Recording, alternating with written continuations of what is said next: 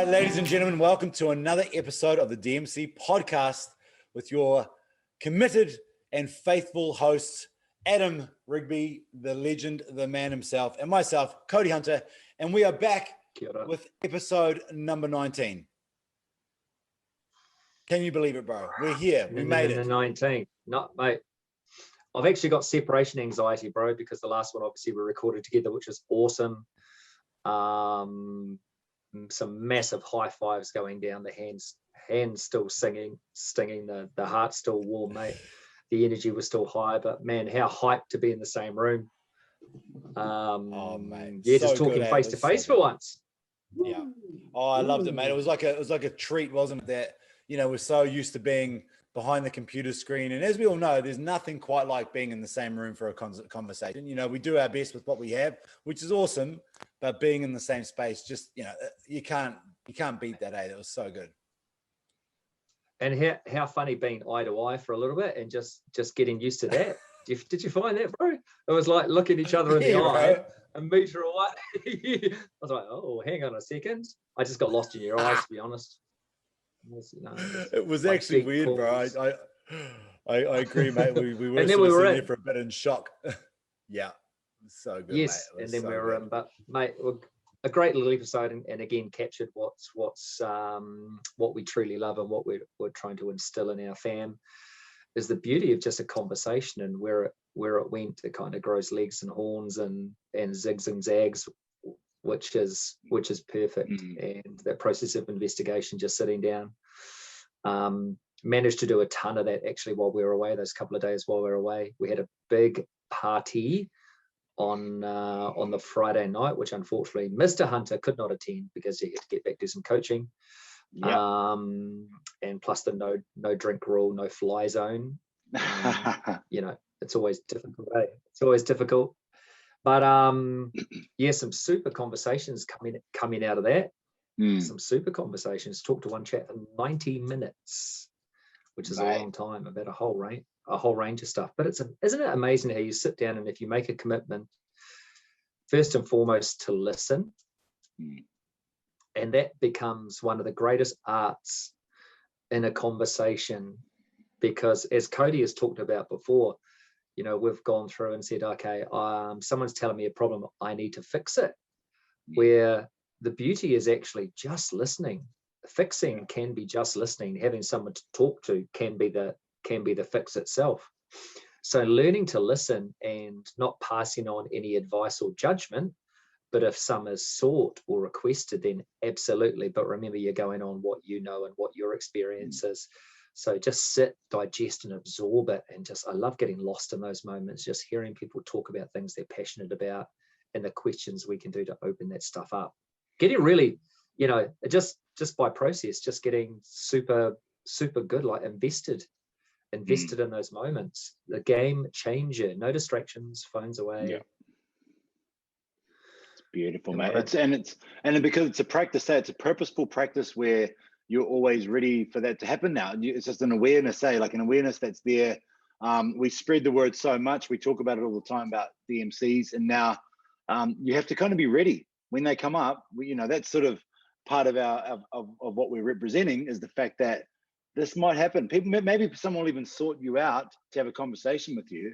And, you know, if you just sort of switch off the old blinders and walk away, it's kind of like, that dude is full of shit.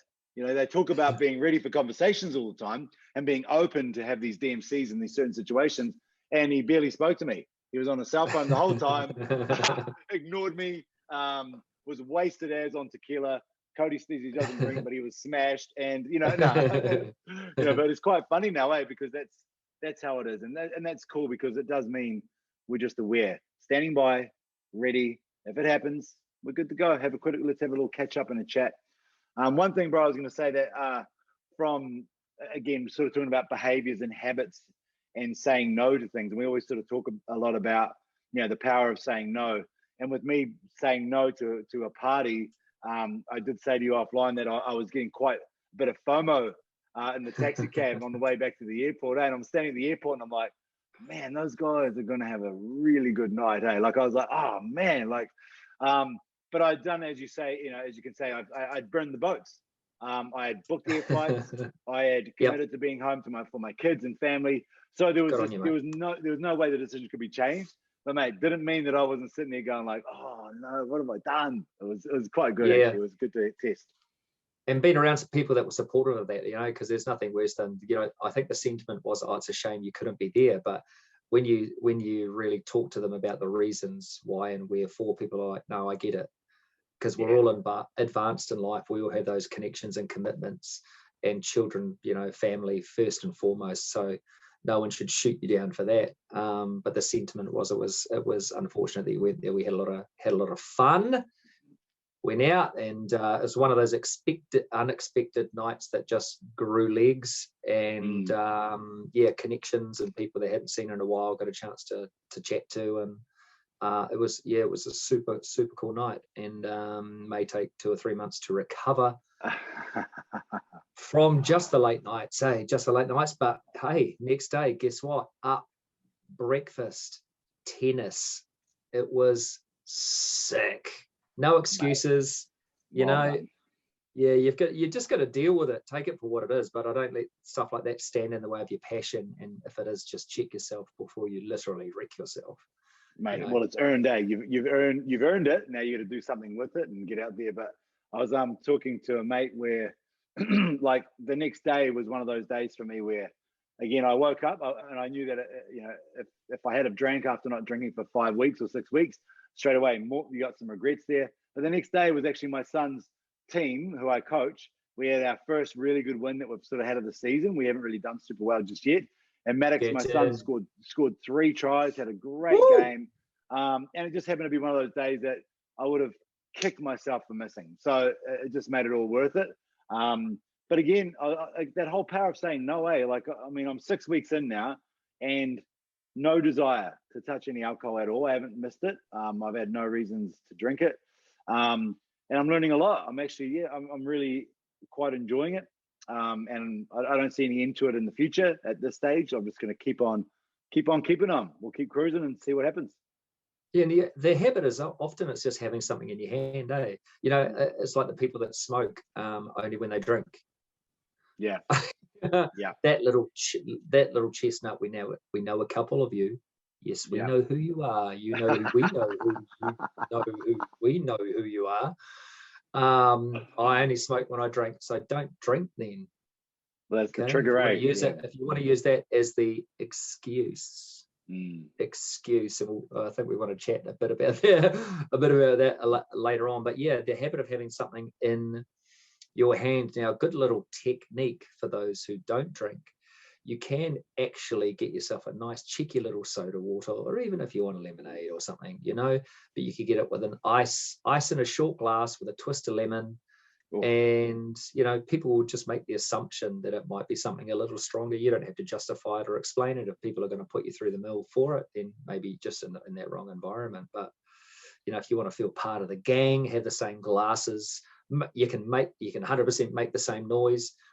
If you want to, that's just confidence to just be yourself and let go and have a bit of fun. It doesn't take, for some of us, it takes a bit of Dutch courage, but not for this rig, not for this rooster. Not for you, mate, but for me, that's what I'm finding actually. And I thought when we were out for dinner the other week, the night before the party, and there were a couple drinking, and some of the ones that were drinking were like, "Oh, what's up with our table? Why is no one drinking here?" Everyone's like, and I was kind of like, if you haven't realized. And I sort of joking, I was like, mate, I've got more energy than you, bro. And I'm not drinking. Like you're sitting there having, what's going on here, mate? Like liven up a little bit. If you're the one who's having the beers, show us what you got. Because I have to learn and relearn being in those environments about not drinking, because I always have. So not having, and it's not a party, we're just having some drinks, but I'm actually finding not doing it now. I've done it long enough to realize I don't need to do it. And I actually quite enjoy it. And I think in the right social setting, I'd be happy. I wouldn't be that boring dude in the corner, which is what I was afraid of. You'd have your hand with something in it, like you just said, and you'd be active, having conversations and feeling confident about it.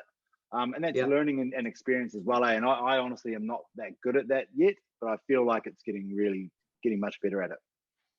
Yeah, look, we all know those, deeper, meaningful chats under the influence. People tend to feel relaxed enough to let go, and some information comes out where you think, holy shit, that is a lot. But wouldn't it be great to be in a situation where you're comfortable and confident enough to do that without feeling as though you need to just take 5 shots first? There'll be a whole lot more clarity in the conversation, and also the process where you understand what's coming out, you understand the response and the purpose behind it. So you do to get to do that audit, that you're listening to yourself talk and you're going, okay, and that's what it is a lot of the time. We've talked about it many times before, listening to yourself talk and the thought process behind just digesting the information that's coming out, because it's letting some stuff out, that little vent where we can talk about a couple of issues in the process of communicating it to someone else who's nodding their head agreeing or disagreeing or just sitting listening. Then you figure it out. That little vent. Yeah, and I like the listening thing, and when you have intent, it's quite amazing what happens when you just sit there and nod your head, and even when the silence comes, just nod your head. You don't have to just let things happen. Don't always have to get into it, and it's a good little technique, the old head nod, because then people just keep on chatting. Then more talking will happen, and it's it's very powerful. I love it, mate. Hey, bro. Eye contact, touch. Little eye contact, little touch, little yep. Bro, so we're going to talk. I reckon we dive in. I think today we wanted to talk a little bit about excuses, eh? Is that what we're going to talk about? Yeah. I think we went through a little bit of it. And I've been at Marina's, Think Like a Mark J. Shetty, amazing read. I'm a third of the way through it. Just some great stuff, making really complex issues or situations, really breaking them down so it's simple, giving you tools to handle stuff, making life's challenges a little easier to digest and giving you some tools to be able to do that, some real life examples as he studied to be a monk. But one of the things that came up is the word but a lot. How and I had another conversation today, which is another play on the word but. When I used to get it a lot in events, I'd go to events and you'd say, "How you going?" "Feeling good, but I've had a cold," and so it was always an obstacle or a hurdle. A but is exactly that, right? And people can let them get in the way.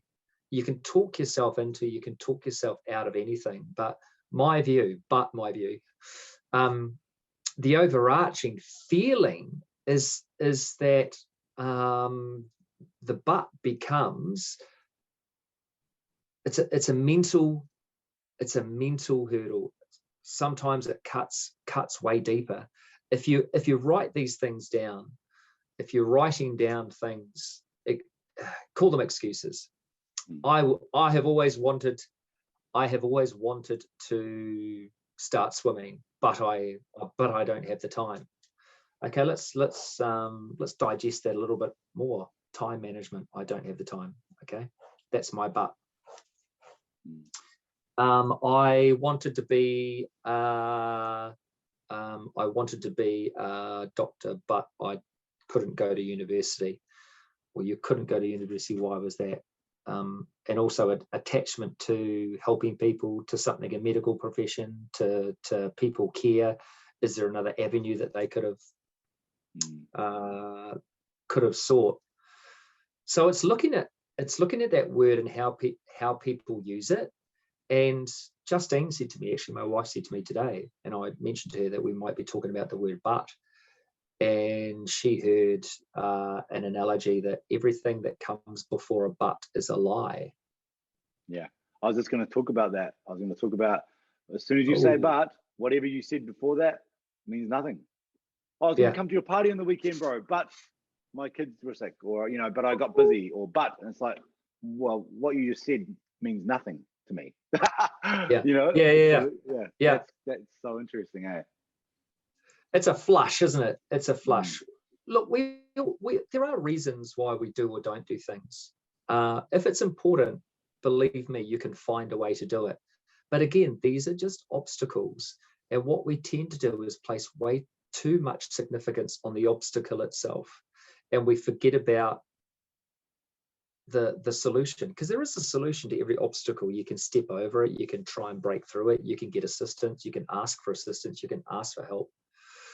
You know, I would have answered that question, but I felt stink. Well, you didn't answer the question. Why would you have felt stink? Because, you know, maybe it's a self-confidence thing. Why is it self-confidence? You can really start to drill down deep. And as much as we say, write down pros and cons, you know, both the good and the bad of every situation, the same thing. If you find yourself in a world where you are saying but a lot and there's hesitation getting you out of situations rather than in, oh yeah, I would have done that, but I'm terrible with computers. Well, anybody can learn. Yeah. Anybody can learn. We have the capacity. We've talked about it before. We are incredible machines, millions of tasks happening simultaneously. Don't tell me you can't multitask. We're doing it right now as we speak, as we move, as we breathe. The body is this incredibly over-engineered at times machine containing a wonderful spirit, and that's the thing that'll make the key to unlock that, right? To unlock the potential.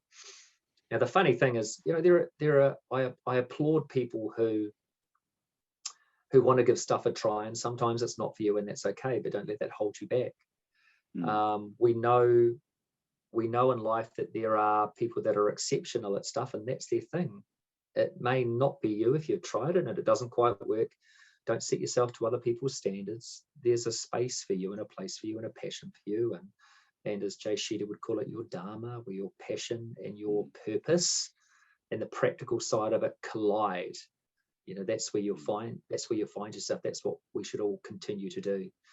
And I know there's reference a lot to, well, do we want to be comfortable in that spot? You know, is dharma that comfortable place where we find peace, spiritual peace? Is that really what we want? Do we need challenge? Do we need change? Well, dharma is actually, you know, such a progressive word. There's stretch to it.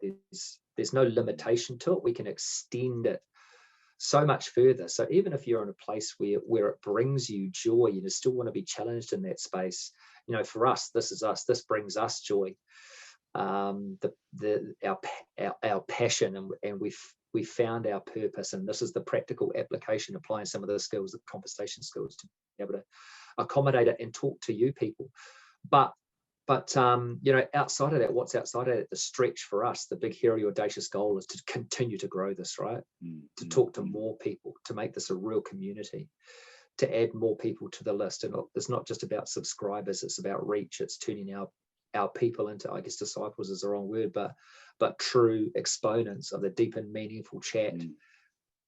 You know, as the heart swells and we become to care more and talk more and do more. That's it, mate. It's the doing, eh? It's helping people 100%. I think that's what we're all designed to do, to help each other get through, because yeah, life can be shit sometimes. Mate, I want to just go back a little bit, actually, because I with my own experience with the word, or limiting, you know, those sorts of things, using the word but, as a coach, we have to give feedback, and giving feedback, the word but is something we avoid all the time, right? So you walk up to someone in the class and you say, hey, your mobility looks amazing, but you need to go deeper, or but, you know, that was poor, whatever. So again, that first thing you said means nothing. All they hear is whatever comes after the word but. So then we have to find strategies, right? You'd be like, hey, look, your overhead position is amazing. And if you could just squeeze those triceps a little bit, you'll be able to get the bar further above your head. It will be an amazing squat.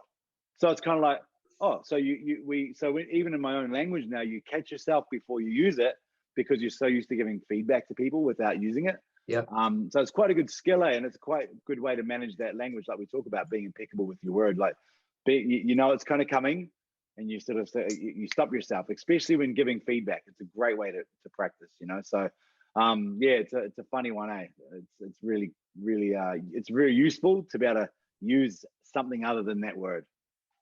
I'm fortunate enough to be in a position where, you know, I have the opportunity to gift feedback and help others on their journey. You know, it means the world to me, and I protect that, because I think it's such a precious thing when people are in the throw of investigating what their true passion is, and they're brave enough to take that chance and step forward and say, yeah, I'd like to try this. Now it doesn't matter whether it works out or not, but it's in the doing, and that's the lesson, and helping people discover that. And you're right, and you are 100% right when you say you're great at this, you're excelling at this. What would help you go to the next level is this, rather than, but you should be doing this. It does, automatically we think, oh, that was wrong. We take it personally. We absorb it like a dart. We lose a little bit of confidence. And with that, you lose little bit of commitment. So if we are offering feedback to people, always be mindful of that. If you've been on the back end of some pretty harsh criticism before, and that's the type of world that we do live in, not everybody's great or has been trained to give feedback or has the same philosophy. There can be a real commando nature to some people, the school of hard knocks.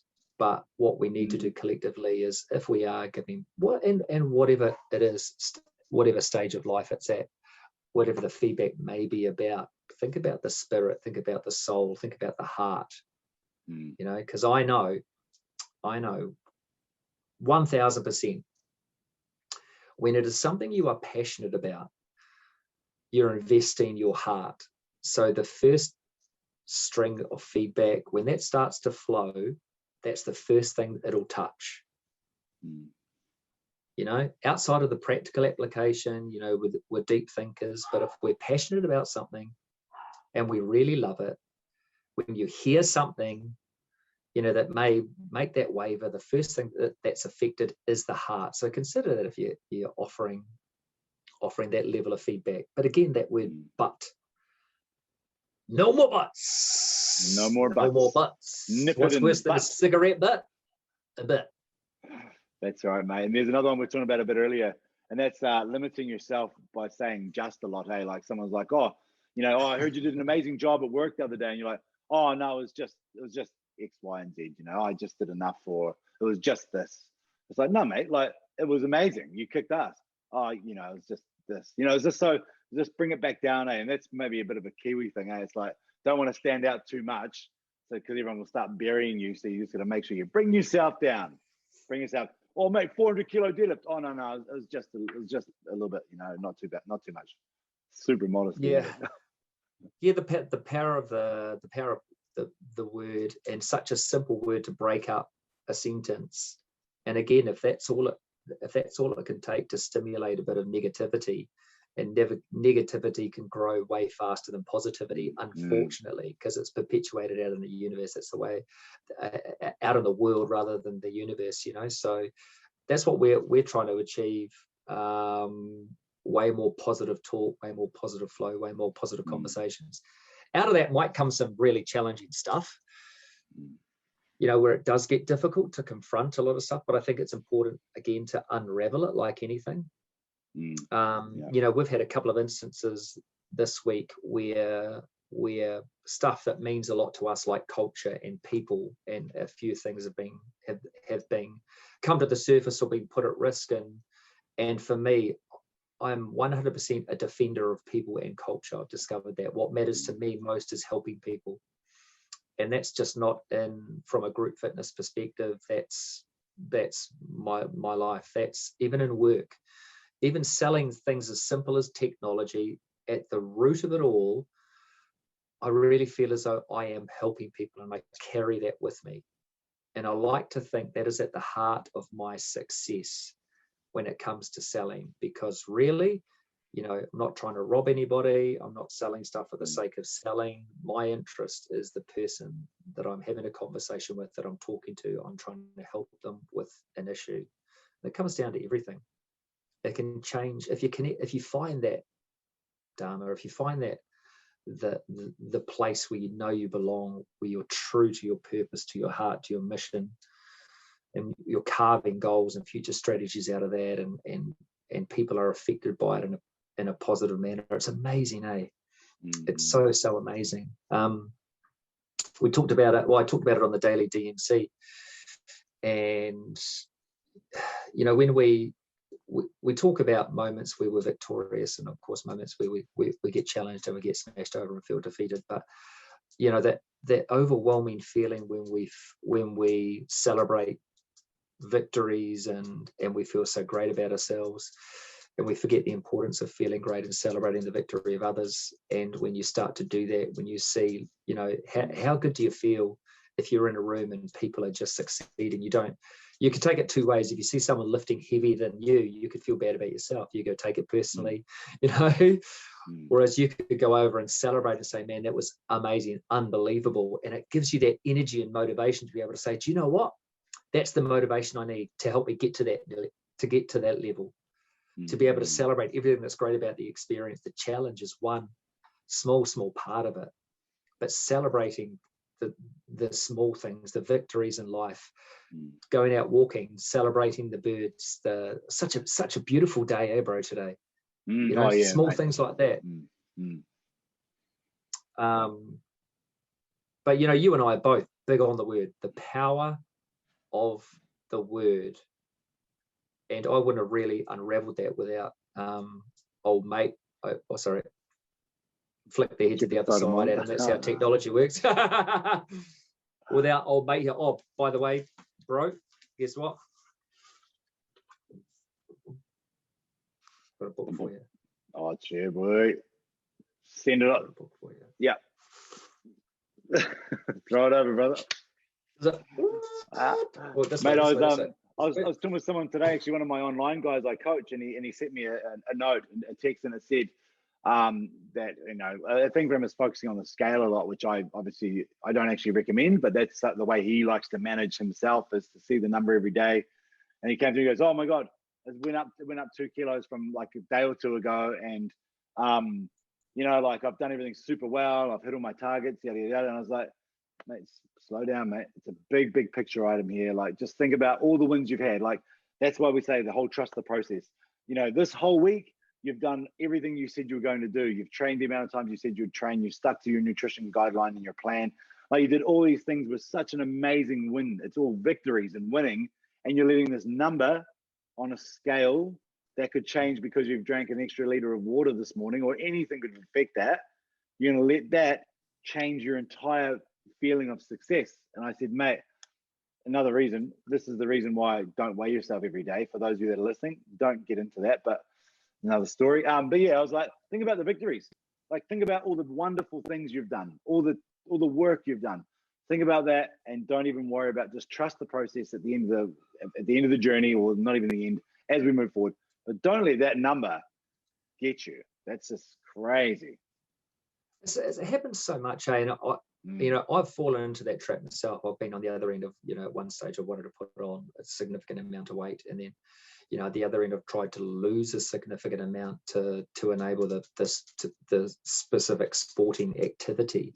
But you're never happy.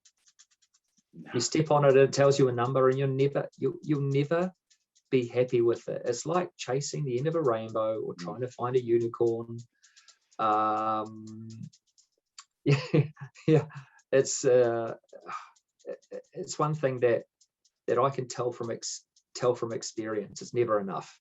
It's never heavy enough. It's never light enough, and it impacts how you feel about yourself, and it unravels all of the important steps, as Cody has said, that you have taken on your journey. So try not to fall into that trap. Try not to make it about, you know, the number on the scales. How do you feel? You know, how do you feel at the moment when you're going through all of the stuff to improve? You know, we talked to a young lady in our office who has lost 25 kgs, and she played it down. I said, mate, honestly, such an inspirational story. And isn't it amazing how she's reinvented herself? And that's all her, 100% her. She's had some assistance, but man, you have to take that bull by the horns. Oh yeah. You know, and it came such a simple way. She said, oh, it's just, you know, all I did was walk and watch what I ate. Wow. Who knew it was that simple? Well, actually everybody flipping knows, but not everybody has the resolve and the commitment to go and do it. Yeah. To go and do it. And we talk about it all the time, and the same thing with excuses, but we have the end game, the picture in our mind, you know, the thing we aspire to be, or the job we aspire to have. And that's what we're fixated on. But And here's the but. The work is invisible.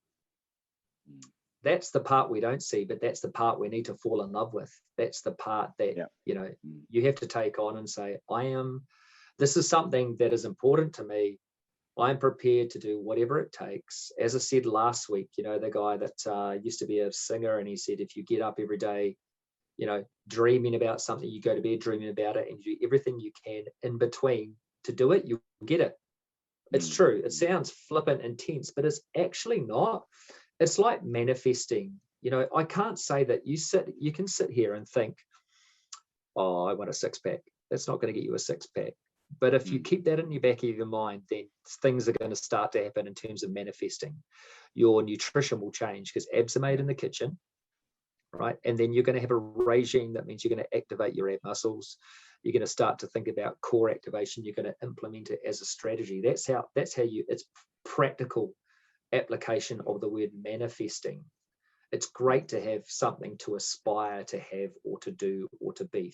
Fantastic. But you've got to be aware and you've got to be prepared to do the steps required to get there. Fall in love with the work. Yeah, 100%, mate. Got to do. And we call it different work. things, eh? All about the grind, bro.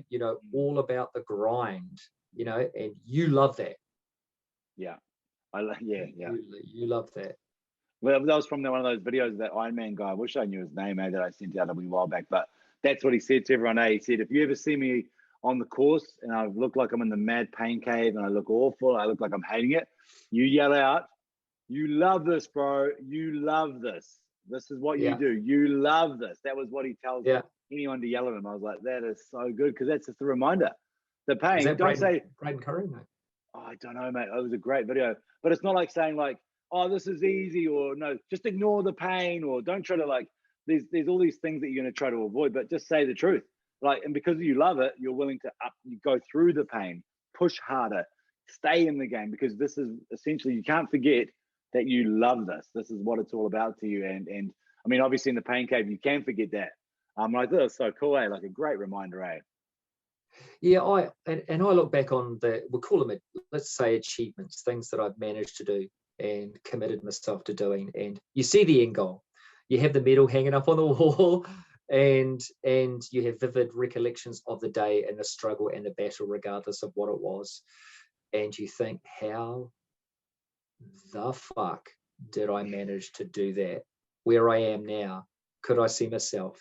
It's just a matter of, could you see yourself committing to doing that amount of work, and give yourself credit for actually doing it.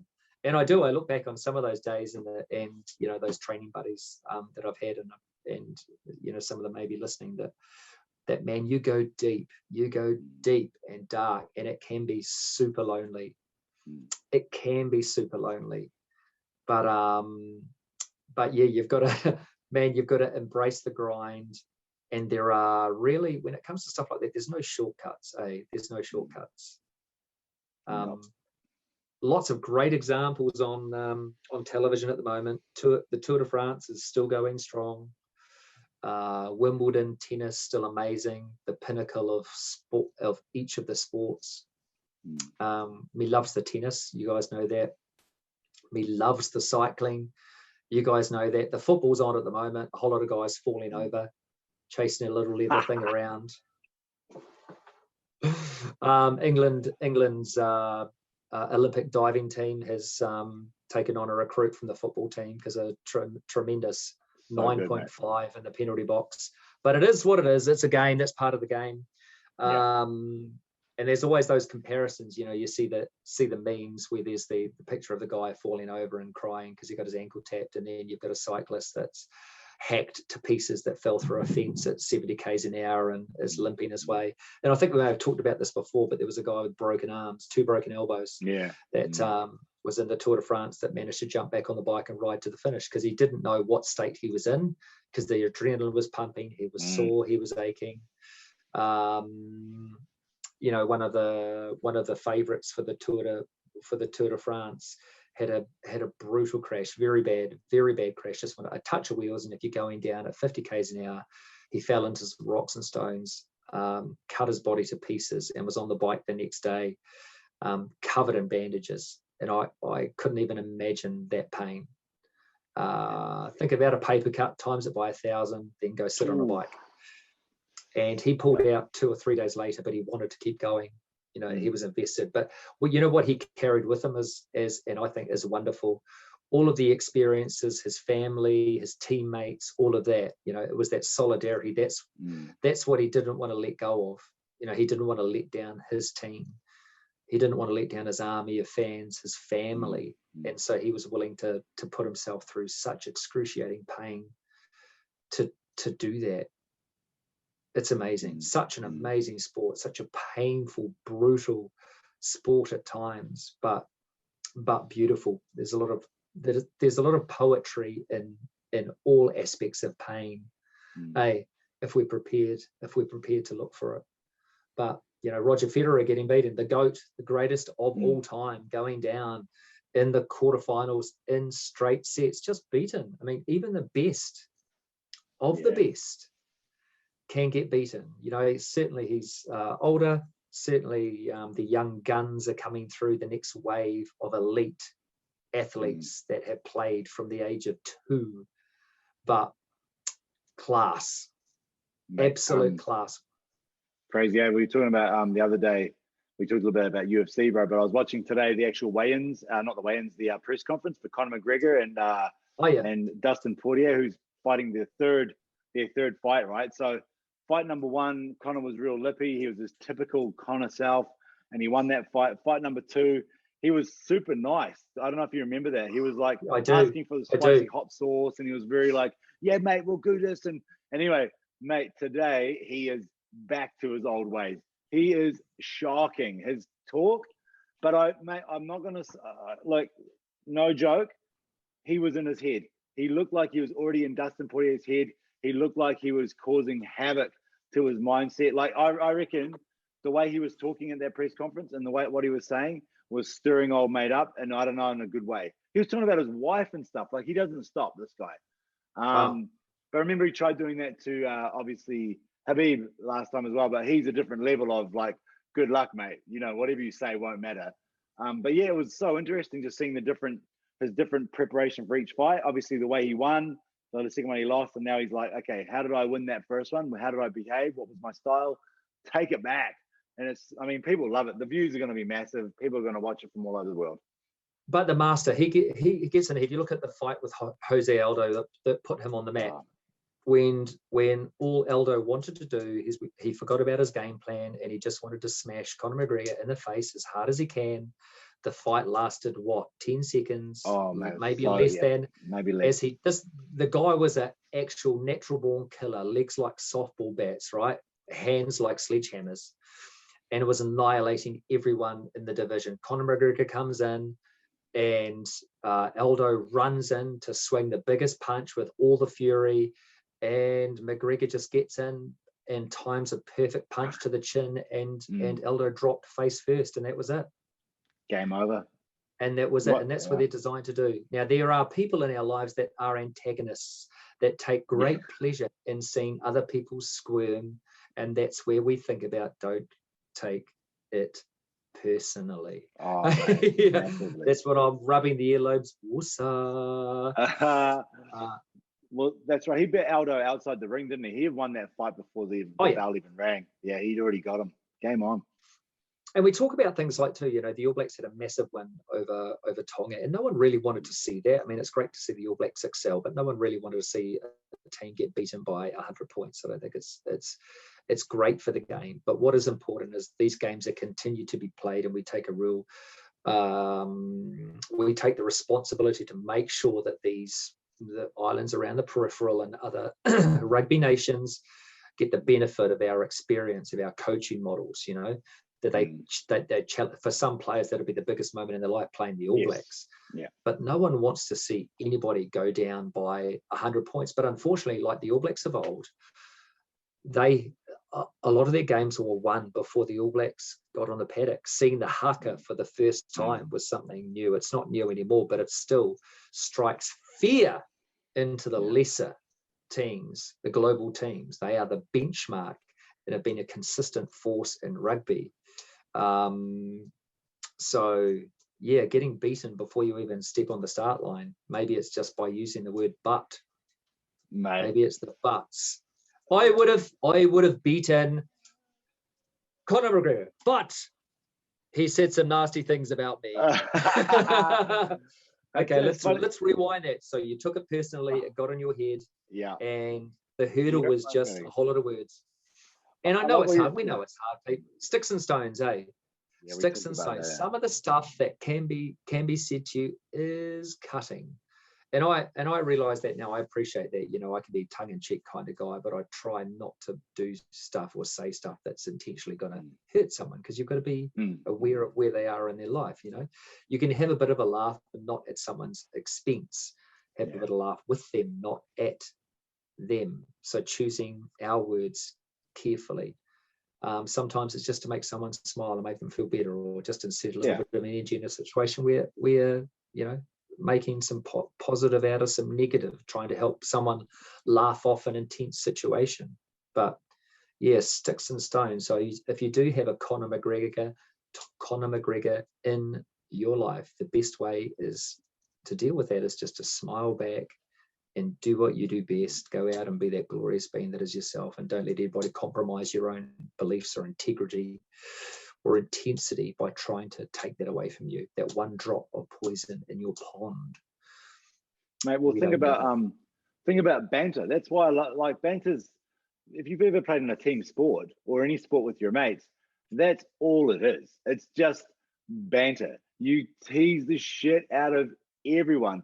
But it's a funny thing because you're so used to it, and I'm sure there is a time where it does cross the line in certain levels where it's no longer funny to people. I mean, it could, I haven't experienced it, but banter with the boys when you're playing a sport or some tennis or you're whatever, it's the most funnest thing ever. It's the best fun. And we had some great examples of banter, didn't we, mate? On the tennis court, that was hilarious. Mate, your comment was I just couldn't stop laughing about the little boy running across the tennis court, mate. Oh my god! But banter's a gift, and you've got to. And I think it's fun when you're in sports and environments. And like I said, I'm sure there's a line that can be crossed. But you learn the ways where it's like it sticks and stones. It's seriously just water off a duck's back, because you give it back and you get into it, and it's like. Oh mate, positive. It's pretty funny. Positive banter. Don't say anything about anybody's mum, for goodness sake. Conor McGregor. Don't say anything about anybody's wife, for goodness sake. Conor McGregor. I know it's all about the show. But bro, most of the time, most of the banter you give to your mates is usually about the stuff they're either good at, or you're calling someone your pretty boy bastard because they're handsome and you know they are, and like there's all these things that you used to tease each other for. But the majority of the stuff is because it's the truth about them, and it's the stuff that's actually a positive, and that's what you're going to give them banter about. Hey, you know what I mean? Exactly, 100%, and that's how it should be. Accentuating the positive in such a funny way, whether it's presence or stature. And I do like that. Mate, I want to share something today because something just came out. You know, I was talking to a couple of trainees that are going through, you know, starting their journey, midway through their journey. And something that I spoke of today in terms of the direction we set for ourselves in life. You know, I think about the forefathers that came to this country in boats, navigated stormy seas and oceans, but stayed the course, you know. They had that bigger picture in mind, the oasis, they were looking for the shore, the new life. And it's the same as us as we search towards our goals. And, you know, the boat can change direction many times, but ultimately we are in control. We can decide to steer it in any direction. Now, we are going to experience stormy seas. We are going to experience thunder, lightning. We may experience pirates. But what's important is we do stay the course. Staying the course is the most important thing. Stay true to yourself. Keep control of your boat. You know, don't let anybody jump on or jump in. That's not part of the journey, or prepare to row in the same direction, or else you'll end up going round in circles. And that's tough. That's tough to do, you know, because there's a lot of trust. There's elements of trust when we invite people into our life. But do you know what? By having an actual deep and meaningful chat with someone, by finding out what someone's morals are, you'll actually you'll actually figure a lot of that stuff out yourself. You know, by finding out what people's morals are, aspiring to be part of a group that has the same morals, or the morals that you want rather than the things that you want. Yeah, that's something that just came out of a conversation today. And I'm thinking, shit, mate, yeah, it's true. Because we all know life is a vast ocean. You know, who knows how deep it is? There are parts that no one's explored. That's just like life, you know. We're always coming up with new things. Like the universe, vast, extensive. No one knows the end of it. No one knows the edge of it. But yet we still stay the course. We keep rowing, and I found in life, you know, the confidence is other people. I invite other people like yourself into my boat, and we start rowing, and it gains momentum, you know, and we get stronger together, and the speed picks up, and the mission intensifies as I know we get closer to the ideal dream. That's the type of stuff, you know, I'm just loving learning more about myself and the experience, just embracing that experience. And this is just conversations, peeps. This is just me and this bro here who celebrated his birthday yesterday. So again, mate, happiest of born days. Happiest of born days. You know, celebrating. I mean, birthdays are harder because as you get older, best kept secret ever until someone messages. Or how many people over the age of 35 have taken their birthdays off social media? And it's just the best kept secret until someone knows there's someone out there that has it in their calendar, and you see it and you're like, oh fuck. And then you're going to get a whole lot of messages, and it's humbling because why? I don't want people to make a fuss about me. Yeah, that's right. Oh, it's just another day, mate. It's just another day. It's the day that your energy came into this world, and dude, seriously, I celebrate that day. Because, like I say, I'll say it, you know, till the cows come home. I don't know. I don't have any cows. They're not likely to come home. It's just a saying, people. Okay, there are no cows. I've got to tell my wife, there's no cows coming home. We don't have any cows. All right. We're struggling with getting a spa pool. We haven't got room for the cows. But yeah, the impact you have had, and it's the same with in the office. You know, I know the team are excited about the prospect of you moving further north because the stuff that you do. And the energy that you have, the positive vibe that you emit, mate, the world is a better place because you are in it. So celebrate, glory to that day, mate. You're a fucking testament to how great people can be. And I know, you know, you can beat yourself up and feel as though, shit, you know, should I be doing more, mate? You're outstanding, mate, as a human being. As a man, as a father, as a husband, as a friend, as a teammate, bro, you're ace. Thank you. You're fucking ace. Yeah, no, don't. Yeah, that's the type of stuff we should talk about. Mate, I appreciate it, mate. Celebrate each other.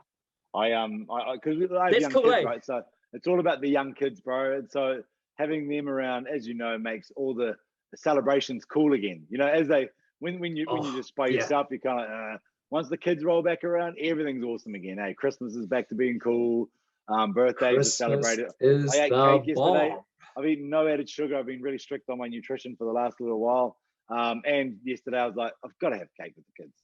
So we came home from rugby practice and everything's ready and there's balloons everywhere. And my daughter and my wife set everything up, and of course they love it. So I mean, it's about everyone now, and that's cool. You share that experience and.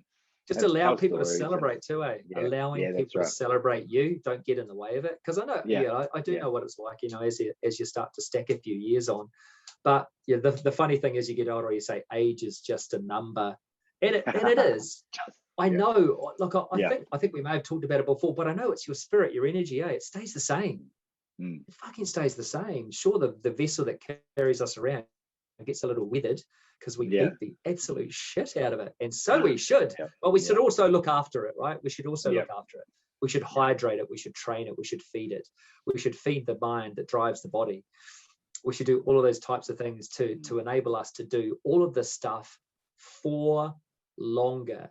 100%. And if you're in your 20s, in your 30s, shit, mate, go out and have a little bit of fun, but also look after yourself. Be sensible, because you think you want to run around with this incredible spirit, with this desire to do stuff, to meet people, to talk, to love, to share, to live for many, many years to come, to decades. You know, think of the life expectancy used to be what, 22? Not much, mate. Back in the day, imagine that. Yeah, middle age was 11. Yeah, you got there, mate. Congratulations. You were working at the age of 6. So life's not so bad, but you want to improve the quality of your life and those around you, and spend as much time with your loved ones as possible. Then look after yourself. Don't be a dick with your body. You can still celebrate, You can still go out.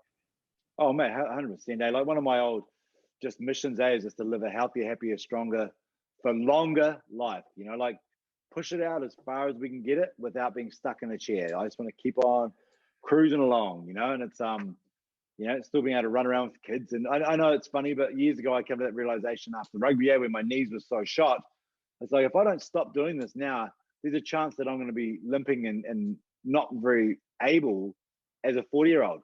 We were, mid 40s, where you're like, holy shit, mate. Like, that was because I wanted to have some glory of a sport that I thought that's what I should do. But mate, you got to remember, there's lots of years that you can do awesome stuff that it comes down to your body.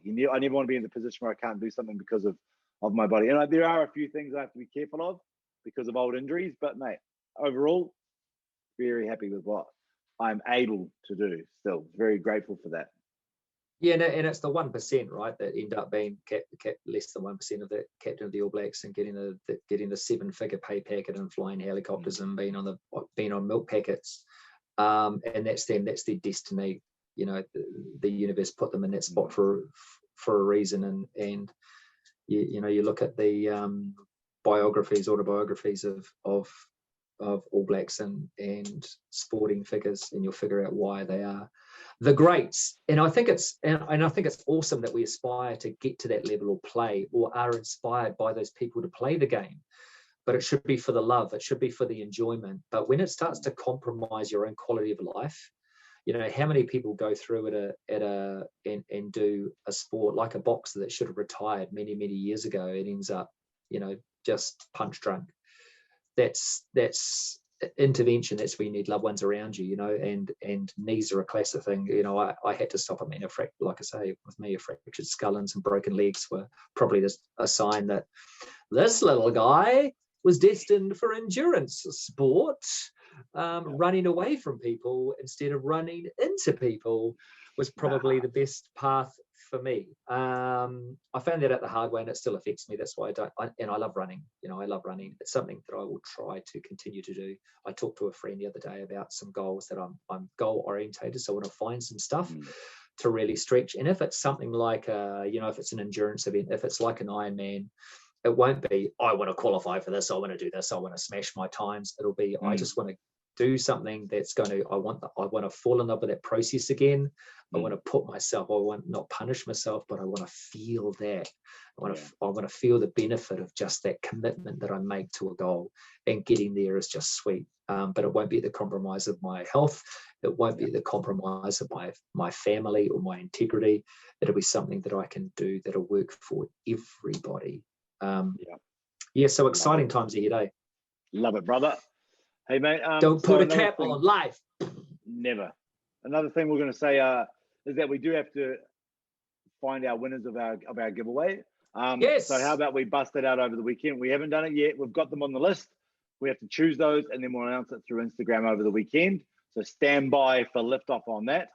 I can't wait. Hey, I can't wait. Look, we're super grateful. Obviously the subscriptions went up, and we are super grateful for that.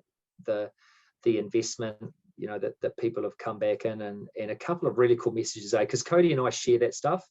We throw them between each other, and that is just, how do you explain the feeling, mate, when you know that it's someone has actually, it's affected someone enough to just reach out to you. I just want to say to those people who are brave enough to do that, thank you so much. Like, fuck, I sit down and it's hard to explain. It's hard to explain, but it's just amazing that you take the time, and if it's helping anybody, if this can help anybody that just share it. We know that people, what's great is, we see the core, and we know that as soon as this podcast drops, you guys are in and on it. Like you are on it, and the core goes straight up. Yep. Yeah. And then virtually, we see numbers taking on, and people are taking their time getting into it. People coming up to us all the time and saying, I'm at episode 8, I'm at episode 6. Fantastic. The main thing is you have a commitment to listen to it. And again, if you can share it with the ones you love, that would be amazing. And bro, we've got some cool stuff coming up. Next week, we have an amazing guest to talk to, a young lady who, I don't want to give away too much, but a young lady who gave up what society would view as the dream, the job, the house, the husband, to chase another dream and end up on one of the biggest stages in the world. And that led her to a path of enlightenment and helping others. An amazing story, like blown away that we could get this young lady on through an honest connection. That's what we've got to look forward to. We've got an awesome collaboration that Cody and I talked about too with some other podcasters, that we're going to start to talk about some relationship stuff. Woo-hoo-hoo! Scary. It's not scary at all, mate. But Cody has left the conversation. No, what noise does a truck make going backwards? Doot, doot. I love it, man. I love it. I'm excited for that too. Can't wait. That'll be sick. Yeah, but that's the type of thing. It's the community. Yep. And if you have people that you think we can talk to, or mate, we love a chat. Don't we? We love we're chat. Down. Even if we want to talk to you guys, and that one of you guys is going to get a call too, and we're going to have a chat to you. We don't have to make it public, of course. We're just going to call and vibe and jam. If we could put some of it on as a little chestnut, we'd be vibing. Yeah, baby. All right, it's everybody. Friday there. It's Saturday, Sunday. What? That's right. All right, everybody. Episode, what is this? Number 19. We just did 19. Right? 19. Episode 19 in the can. Thank you all for tuning in. We love your work. We love you and appreciate all your support. Stay tuned for everything else. Legends. Thanks, team. Love you all. Take care, everybody. Peace.